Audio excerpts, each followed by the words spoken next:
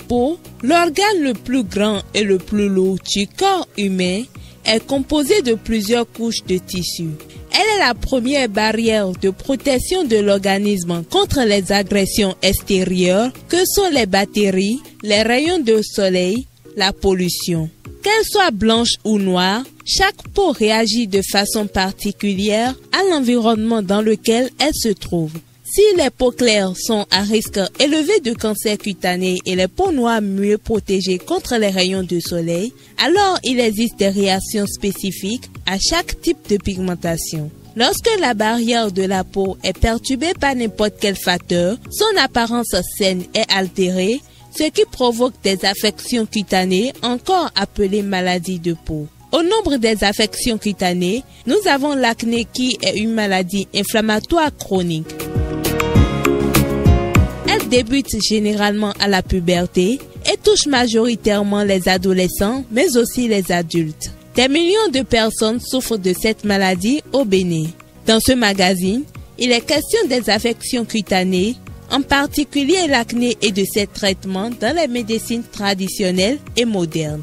Mais avant d'entrer dans le vif du sujet, Dr Franck-Olivier Yedomon, dermatologue au centre médical La Providence, nous clarifie sur ce que c'est que les maladies de peau. Une maladie de peau est une maladie qui affecte les téguments. Quand on dit les téguments, vous avez la peau proprement dite, mais vous avez également les fanères, tout ce qui est cheveux et ongles. Le dermatologue est le médecin spécialiste qui s'occupe en général de ces maladies de peau. Et la peau, en général, recouvre l'ensemble de l'organisme, en général, mais protège du monde extérieur. Je lève mon verre à tous les nocos, à ta santé. En fonction de leur origine, les maladies de peau ou affections cutanées peuvent être diverses et variées. Dr Franck Yedomon nous apporte quelques explications sur les différents types d'affections cutanées qui existent. Les maladies de peau sont variables. Nous avons des maladies qui sont des maladies ici sous les tropiques qui sont le plus souvent infectieuses. Nous avons des maladies qui sont inflammatoires.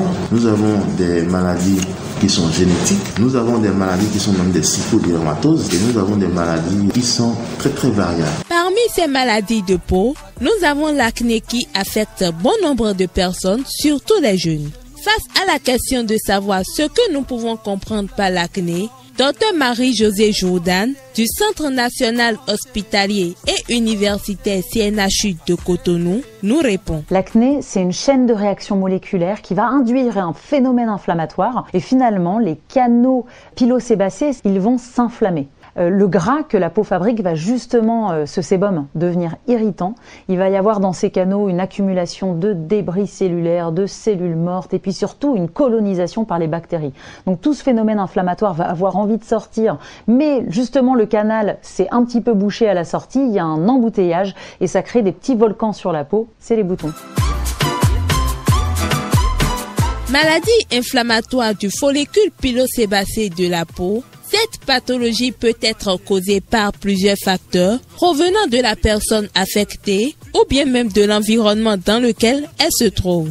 Dr Marie-Josée Jourdan nous donne quelques éclaircissements sur les causes de l'acné. C'est en partie hormonal. D'ailleurs, c'est pour ça qu'on retrouve beaucoup d'acnéiques au moment de l'adolescence. On en retrouve au moment des grossesses, au moment de la prise de traitement hormonal, par exemple. Mais c'est aussi un phénomène qui s'aggrave avec le stress, avec une mauvaise qualité de vie, le manque de sommeil, le tabac, etc. Et quant à l'alimentation, on a surtout prouvé que ce sont les aliments sucrés qui vont multiplier les lésions inflammatoires. Certains produits cosmétiques inadaptés peuvent aussi être à l'origine de l'acné. Ces produits entraînent l'inflammation de la peau, laissant parfois des taches sur le visage.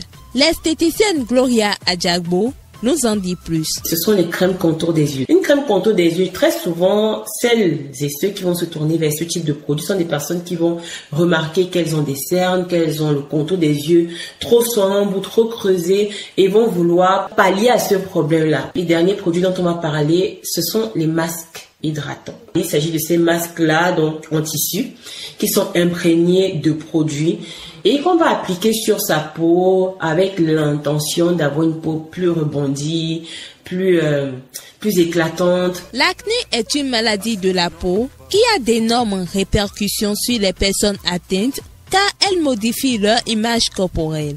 Touchant le plus souvent le visage, ses conséquences sont multiples. Dr Franck Yedomon nous présente quelques conséquences de cette maladie. La peau en général, du fait de son rapport avec l'extérieur, a une forte connotation en général psychologique. Et donc n'importe quelle affection psychologique en général peut se répercuter, se manifester au niveau de la peau et être vécue. On va donner l'exemple de la varicelle. Vous avez la varicelle où vous avez des virus en général qui vont attaquer tout le tégument et qui vont en général, au bout du traitement, vont regresser. Et donc la personne en général ne fera plus la varicelle, puisque la peau ayant exprimé dans cette varicelle-là, le système de défense en général reconnaît le virus et désormais la personne ne fait plus la varicelle.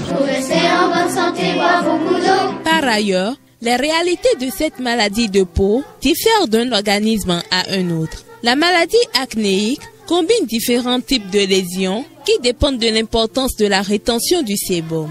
Pour en savoir plus, nous avons pris l'avis de certaines personnes sur les manifestations de cette maladie sur leur peau et comment elles ont réussi à la surmonter. Moi, je trouve qu'avoir de l'acné, émotionnellement, ça pèse, parce qu'au début, j'ai cru que c'était de allergie, donc je me suis dit que, ok, je vais laisser passer. Non, ça avait commencé avec des petits boutons, après c'était les gros, 10 jours, ça part pas et ça a duré 6 mois. Avec mes amis, je cachais tout le temps mon visage. Je suis tout le temps un fantôme, en fait. Je vais pas assez, mais je cache mon visage. Et maintenant, depuis, je pense, 3 ans comme ça, je commençais à m'accepter tel que je suis. Je me suis dit, bon, les boutons sont là, on me critique tout le temps, ma famille même me critique pour ça, mais je fais avec. Les vertus de certaines astuces naturelles peuvent contribuer au traitement de l'acné.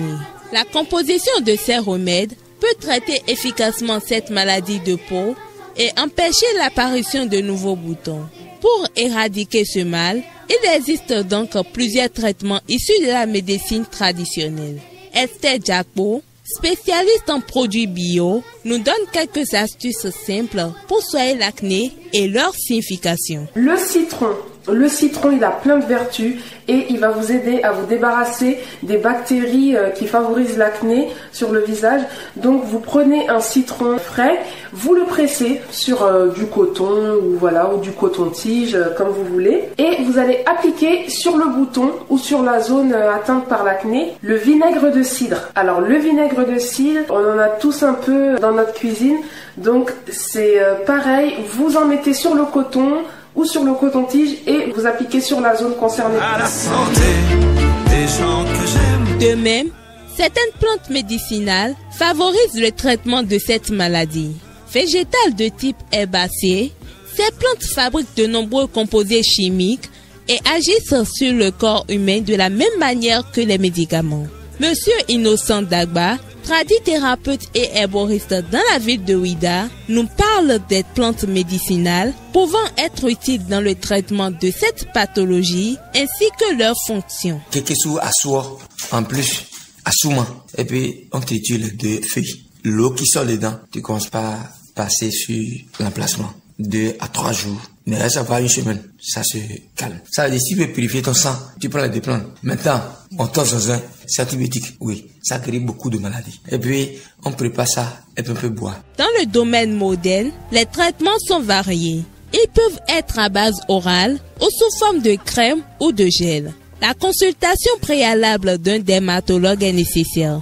C'est en fonction de plusieurs critères comme l'âge, l'ancienneté, ou la sévérité de la maladie qu'il va prescrire le traitement approprié à ce type d'acné. Madame Gisèle Quenom, esthéticienne de l'Institut de beauté Touche Unique, et Dr Marie-Josée Jourdan nous éclaircissent sur quelques traitements de l'acné. La seule chose à faire quand vous avez des boutons du visage, quel que soit le type de bouton, allez voir un dermatologue. Le traitement de l'acné dépend de la sévérité de votre acné. Pour calmer ces acnés inflammatoires, le dermatologue va utiliser des crèmes anti-inflammatoires comme le peroxyde de benzoïle, les crèmes qui contiennent des antibiotiques ou même faire prendre des antibiotiques par la bouche. Pour les acnés rétentionnels, alors là on va préférer les produits qui accélèrent le renouvellement cellulaire. Ce sont les produits acides, ce sont les produits à base de rétinol, de rétinaldéhyde. Mais il est important de prendre des mesures nécessaires afin d'éviter l'apparition des affections cutanées en général. Préserver une bonne santé de sa peau est primordial. Dr Franck Yelomon nous suggère quelques astuces simples pour éviter les maladies de peau. Les affections cutanées sous-tropiques, pour les prévenir en général, il faut avoir une bonne hygiène de vie. Une bonne hygiène de vie, c'est d'abord L'alimentation, c'est une hygiène de vie. Le sport, c'est une hygiène de vie. L'hygiène générale, le savon, l'eau, en général, on dit qu'il faut se laver 3 fois par jour. Il y en a certains qui disent que non, 2 fois c'est important parce que vous en avez au travail. Mais 3 fois par jour, c'est ce qu'on apprend dans les maternelles. Les personnes souffrant de l'acné ont tendance à percer les boutons ou à utiliser certains produits qui, au lieu de traiter le mal, l'aggravent encore et entraînent l'apparition de nouveaux boutons. Madame Gisèle Quenom nous donne alors quelques précautions à prendre pour éviter les acnés. Ce qu'il ne faut surtout pas faire quand vous avez une acné, c'est de manipuler les boutons. Quand vous triturez les boutons, vous laissez des cicatrices qui sont difficiles à faire partir après. Évitez également d'appliquer ce qu'on appelle les corticoïdes. Au début, ça peut marcher parce que les corticoïdes ont un effet anti-inflammatoire, c'est-à-dire ça va lutter contre les boutons. Mais le fait revers de la médaille, c'est que les corticoïdes aussi, ce sont des sucres. Et les microbes qui interviennent dans l'acné et qui sont sur le visage vont se nourrir de ce sucre après. Premier motif de consultation dermatologique, en fonction de la souffrance psychologique qu'elle peut induire, on peut retenir que l'acné est une maladie chronique due à l'inflammation du follicule pilosébacé et entraînant des lésions sur la peau. Les causes de cette maladie peuvent être génétiques, hormonales ou liées à l'hygiène de vie. Pour son traitement, les plantes médicinales peuvent être utilisées ainsi que des traitements oraux ou des crèmes et gels de douche. Afin de soigner cette maladie, il est important de combiner une bonne hygiène de vie à un traitement dermatologique suivi de manière rigoureuse. C'est la fin de ce magazine. Elle est réalisée et présentée par Grace Kwefa Adjovi avec la collaboration technique de Romain Arouinou.